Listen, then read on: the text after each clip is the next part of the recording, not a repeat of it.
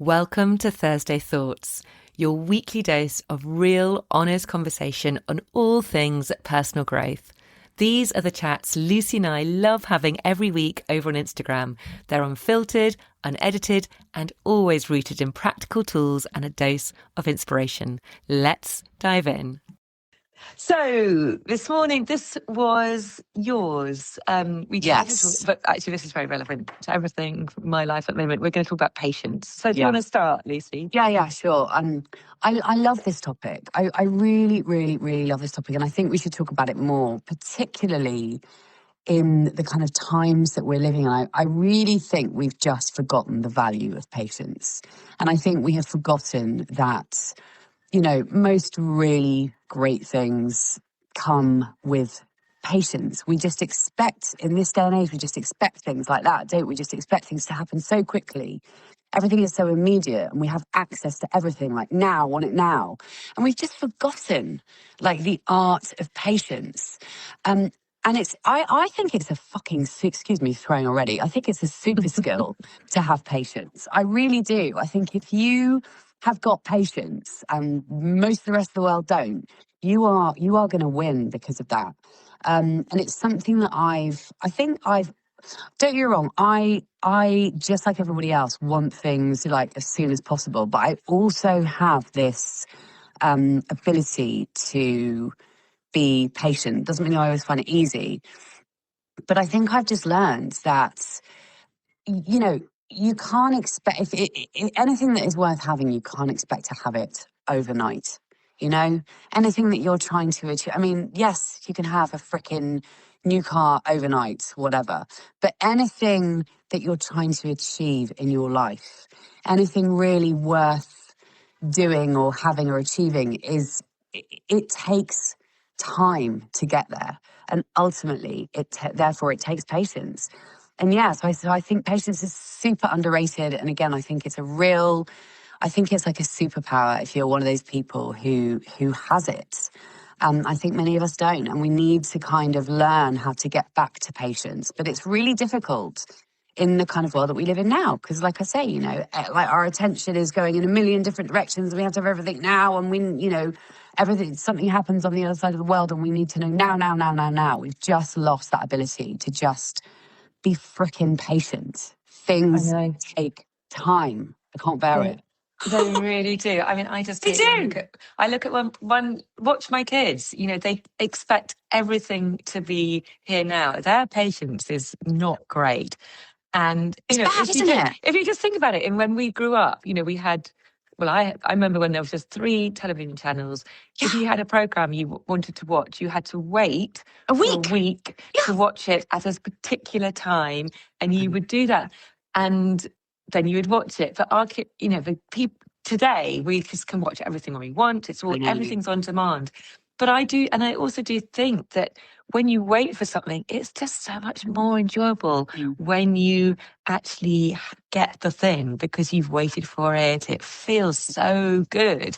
Whereas if it's all immediate, it's just that throwaway kind of life. Oh, it doesn't really matter. I can just go scroll, flip.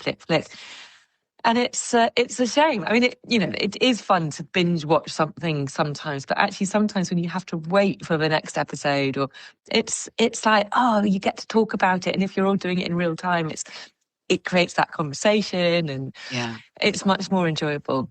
So I agree with you. I think actually patience is a great skill. I think it's something which really needs to be learned and cultivated. And sadly, I think so many people in today's world and the way in which we live just don't have it. And I really see that in my kids. They want everything immediately, and they really do lack that ability to be able to just be comfortable with that discomfort of just waiting at the doctors, waiting in a queue, waiting immediately. And we all do it. I do it too, but I try to be more present about it. But we all do it. You know, you get your phone out. Oh, I'll have a quick, play around on my phone. It's not, we've lost that ability to just be able to sit and be completely and utterly okay with just waiting, which, we all think it's dead time. But actually, what if we can reframe it and actually think about this as, I can just be here in this moment and just be present with what is, and almost kind of think about how you can just maybe quieten your mind a little bit for that moment, and you're not stuck in the busyness of like on, which is just exhausting. Yeah. Yeah. And also I would add to all of this conversation about patience, I have learned so much about patience, particularly since December when I injured my knee, because for me that has been, I've had to learn a whole way of doing things differently, having been someone who works out pretty much most days, first thing in the mornings, and doing all the things I used to do. It's suddenly I couldn't do them, plus I've had to wait and be patient to get the surgery, which I'm actually getting on Thursday. Oh my God, it's this week, isn't it? Yeah. I know, it's on Thursday. So I've had to just really learn, because I must admit, I've just had all the frustrations. Why can't I have it now? Why have I got to wait? Why? And it's been really difficult. But actually, I have had to really learn to change the way I do things. So I always, for many, many years, my time to go work out is 6 a.m. because it fits in with my day. I haven't been able to do that because I couldn't find it. Anyway, for many reasons, I haven't been able to do that. So now I find myself fitting in my workouts, doing the things I can do at really weird times. And actually, I must admit, I'm quite enjoying it. I'm kind of it's just like putting something in the mix, but it's just doing things differently and learning to, patience teaches you to adapt and have more adaptability. I think I've been quite inflexible. This is how I do things. And then you almost get into that pattern of inflexible, of just having to, but it's almost of autopilot, because you're just doing things you're always having to do. Whereas actually I've discovered that, okay, I can do things differently, and it actually feels quite weird to shake it up a bit, and you kind of get out of that. Luckily, for me, the habit is already there of working out, so I'm still able to do it. I understand the routine and same time to do the same thing is actually so helpful for so many people, but actually sometimes also it can keep you in those loops of autopilot. So yes, patience is something which I think we all can do more of. I certainly can, but it's when you do, it feels good, and it makes you really appreciate things a lot more, I think. And also, at the end of the day, time moves incredibly quickly. Like, I remember when you first hurt your knee and us having a conversation and me saying to you, before you know it, it's going to be next Christmas, and it's, your knee is going to be absolutely fine, and that time's going to go like this. Ultimately, time goes incredibly quickly. One thing you said earlier made me, when you were talking about the things that people can be impatient with, and it reminded me that I sometimes get impatient when I'm waiting for a freaking page to load. If a page takes more than a millisecond to load, I'm like, it's like, what? It's insane. But the other thing I just wanted to add about patience, and I think this is quite key, is I actually think that people don't do certain things anymore because they're like, oh, well, this is going to take too long. I think people stop themselves from going for a particular goal or, following a dream or whatever it may be, because they feel like if it's not going to happen now, then I can't be bothered. Because, some really great things take 10 years. Guess what? That's life. Do you know what I mean? That is life. Some things, yeah, they do take 10 years. And I just think it's such a shame that we just sack things off because we're like, oh God, it's just going to take too long. And I, one thing I say a lot, and I say to myself a lot, and I've said to other people a lot, is the time is going to pass anyway. The time is going to pass anyway. So why not do the goddamn thing in the background? And then in 5 years' time, or, maybe it's only going to take a year, maybe it's going to take 6 months, whatever. But at the end of the day, let's say it is 10 years, God willing that we're all going to still be here in 10 years. That time is going to pass. And if you do the thing that you're going, oh, I can't bother, it's just going to take too long. Well, guess what? If you actually got your head down and did it for half an hour a day or whatever it was, in 10 years' time, you'd feel so pleased with yourself. It's like you've got to sort of think about, what is your future self going to thank you for? What is your future self going to thank you for now? I mean, this is a silly example. Well, we always use the example of like exercising and training, but you know, I've been having a kind of a real on-off relationship with strength training over the last couple of years, and I'm kind of back in the groove now, and that's really great. But you know, I want to see change in my body, right? And one of the main things for me as a woman in menopause, I went into early menopause, as you know, you and I have talked about this before, but one of the main things for me, one of the only things actually, apart from freaking hot flushes, was weight gain. And I'm one of those girls who I have been thin my whole life. I've never had to think about weight, I've never had to worry about it. And I have put on that classic middle-aged spread, as they call it. And I'm just like, no, not having this, not having this. Anyway, I've kind of, you know, I've gone through phases where I've been really into strength training and it's gone down and I felt so much better, and then it's come back on and I'm just like, oh my God. And that is a really good example of something where you have to be patient. Now, it's really tempting for me to go, oh, I cannot be asked to do it. Like this morning I did a leg workout, right? I did a lower body workout and it was only like 25 minutes. Did I want to do it? Did I fuck? No, I did not. Did I do it? Yes, I did. Because, and this is the thing you have to say to yourself, think about your future self. Think about a few months down the line. Yeah, it's, you know, because ultimately the results of lots of things, whether it's strength training or whatever else, are not obvious in 5 minutes or even a week. You know, meditation is another classic one. I say this to people and it frustrates me because I think people, they're like, well, meditation's not working for me. Well, how long have you been doing it? Well, 2 weeks. Well, what the hell do you expect? You're not going to feel the benefits of meditation in 2 weeks. You're not going to get a six pack in 2 weeks. So yeah, I just think it is so, we just need to talk to ourselves and just say, hang on a minute, you know, I just need to cultivate some patience here. And like you said earlier on, things taste so much sweeter, you know. And yes, even if it does, like it might take me the rest of this year to get my body to a place where I'm like, actually, I feel more like me again. But you know what? That's okay. I will get there and it will taste really sweet. And I will have gone through all of these days. And again, the time goes so quickly and the time is going to pass anyway. So we might as well use the time to work towards those long-term goals that take time and just require a bit of patience. It's a really good skill to cultivate. And I think, you know, to talk about your kids, I think it's really sad that kids, you know, the youth of today, don't have that patience anymore. And going back to the whole TV thing, it's so true. Like we had to wait a week to watch the next episode of something. And but that was just the way that it was.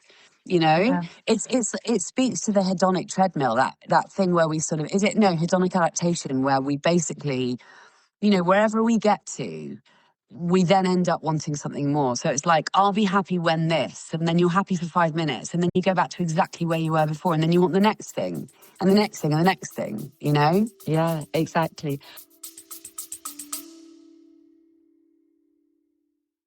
I will only ever recommend brands that I know, love and use myself. And one of those is Ancient and Brave. Honestly, they've become part of my daily habits. The very first thing I do every morning is pour myself a big glass of water with their True Hydration in it. It feels like such a simple ritual, but it really sets me up for the day. And I know I'm properly rehydrating with their blend of electrolytes and minerals, especially before I exercise, which I always do in the morning.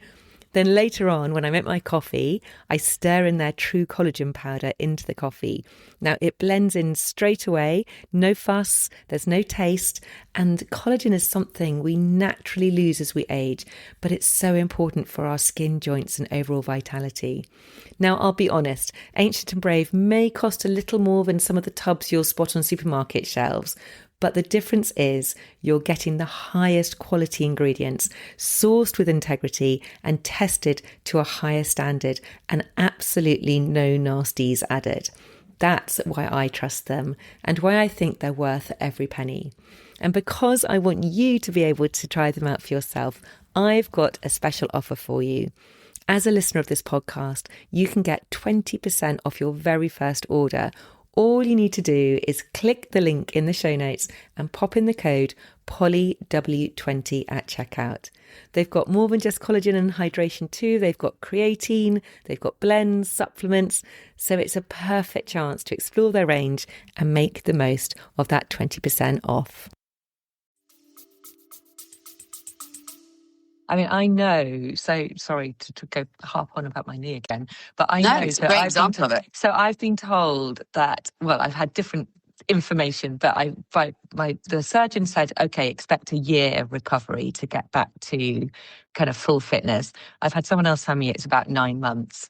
So it's a long recovery. I mean, I think I reckon it's going to be 6 months. Hopefully I'll be out walking, and apparently I can get on a bike quite quickly. So I'm hoping that in terms of where I am now to what I can be in probably a shorter amount of time will be significantly better than what it is now. But I think in terms of full fitness, it's going to take time. And so I've really had to think about that, because that is going to require so much patience, and it's going to require me to do everything I'm recommended to do. So all the probably quite painful, boring exercises. It's going to require me to take it slow when I need to take it slow. I'm just going to have to wait until my body is ready to be able to do the next thing. I have signed up to the Brighton Half Marathon next February as a little target. Yeah, it's a good idea. You will totally be all over that. I know you will. Even if I have to sort of half walk it, half run it. You won't though. That's my mission. But I think it's a good example in that, this is enforced. I have to do this. I haven't really got a choice. But in order for me to return to the fitness that I want, it will take patience. It will take boring reps of doing whatever it is I have to do. But I'll get there, and I know I'll get there. And you just have to have a lot of this is about having the faith and trusting that you will get there. So whatever small step you take towards that goal, and not knowing how long it's going to take does require this huge amount of faith and trust. And if you were to write a book, for example, I mean, you've done that. That requires a little bit often. And again, trusting that it will all come together. You don't know when you're in the trenches of it, when you're in the middle of it and it's hurting or it's hard or it's boring or whatever it is, you're thinking, oh, it's not, as you said, you so many times you think, oh, it's not working. This is crap. There's no point in me doing this. I'm not getting anywhere. But you have to have that trust in yourself and that faith to believe that it is going to all help you get there. And if you don't have that, for example, with my knee, if I didn't have that trust, then, it's like, well, I have to, because it's, there isn't a choice really. It's like, it will get better. Yeah. So I think that's the big part of this as well. Totally. Speaking of writing the book, I mean, I remember when I signed the contract, and it was going to be 2 years until the book came out. Like that in traditional publishing, that is how long it takes. Yeah. That is normal. 2 years from when you sign the contract to when it actually comes out. I tell you what, that is a freaking test of patience, if ever there was one. However, of course, it went incredibly fast. And you need that time to write the goddamn thing. But yeah, I mean, that was that's actually a really good example of something that really requires a lot of patience. And then there's the back and forth and the editing process and having to work through, all the edits. And oh my God, it's one of the most painful things I have ever done in my life. It was so hard. But yeah, it just required me to, like you say, have that kind of trust and just trust the process and just go with it. And just keep saying, just keep going, keep going, keep going, keep going. And then it tastes really sweet when it finally happens, which is a really nice feeling. It's amazing how many books are written considering the process that it takes, because I hear Oh from my God. you hear from anybody who writes a book about how painstaking the process is Well, in apparently terms only of all the edits and well, Go on. apparently only a very, very tiny percentage of people actually write a book compared to how many people actually want to write one. And the irony is that I was never one of those people that wanted to write one. But if I wish I knew the stats, but it is a very, very small percentage of people who actually write a book, and which doesn't surprise me in the least, because it is so hard. I mean, I had to, because I had a deal and I'd literally signed a contract, so I didn't really have any choice. But if I hadn't signed that deal, I'm not sure I would have done it. I think I might have just, I don't know. Are you But going to do yeah, another one? I would love to, actually. I would love it. I mean, the thought of it gives me absolute shivers, but I would love to, because there's something that I really want to write about. So yeah, I hope so. But I can't even really think about that right now. But anywho, that's going off on a tangent. Yeah. We'll see. Yeah, I think, I mean, writing a book is a really painstakingly long process. I don't know if I've got that in me. I mean, there is no doubt it is painful. Like, it's really, you have moments of just like, oh, Yeah. like, really, it's harder than I ever imagined that it would be. You can't even, I think you've got to really want to do it. Yeah. For sure. So back to patience. What else is there? Well, I was just thinking about like how to cultivate it, but I think it's just one of those things. It comes down to freaking discipline. It's another thing that is underrated. We have to be disciplined with ourselves. We have to recognize that the world that we live in is actually in many ways not doing us any favors in terms of patience or discipline. But we have to, I've got a mini-sode coming up about this, actually, where I talk about how discipline is underrated. And again, I think it kind of goes hand in hand with patience in many ways. But I think we just have to take responsibility. We have to recognize it within ourselves. And again, it's like, are you going to do the thing or are you not? Like, if there's something that you want to do that requires patience, the chances are that if you're not doing it, it's probably bugging you. I've been in that situation before where I'm like, I really want to do this, and then I never get round to it, and then I'm annoyed with myself. Do you know what I mean? It's this constant sort of cycle of like, I want to do it, but I can't be fucked, and it's just too much like hard work, and then you feel bad about it again. And then, so the question is, are you going to do the goddamn thing or not? It really comes down to that. Are you going to do the thing or are you not? Are you going to be weak or are you going to be strong? Are you going to be patient or are you going to be impatient and go, fuck it, I'm not going to do it? So it really does come down to I think it often comes down to making a decision to do the thing, and you just got to make the decision. And also, actually, one way I think to potentially help cultivate patience is if you are doing something that requires patience, and you and I talk about this all the time, get accountability. Tell people, for example, that you're going to write a book. Announce it on Instagram or whatever, you know what I mean? Accountability helps so much with anything that requires a lot of patience.